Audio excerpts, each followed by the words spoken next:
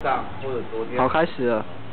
这台三洋 RX110，它的车壳的异音，在我们经过大部分解，塞上泡棉胶，就是这一款 3M 的双层泡棉胶，以及重要的接缝处塞上了热熔胶之后，现在我们来试一下它的异音有没有被解决。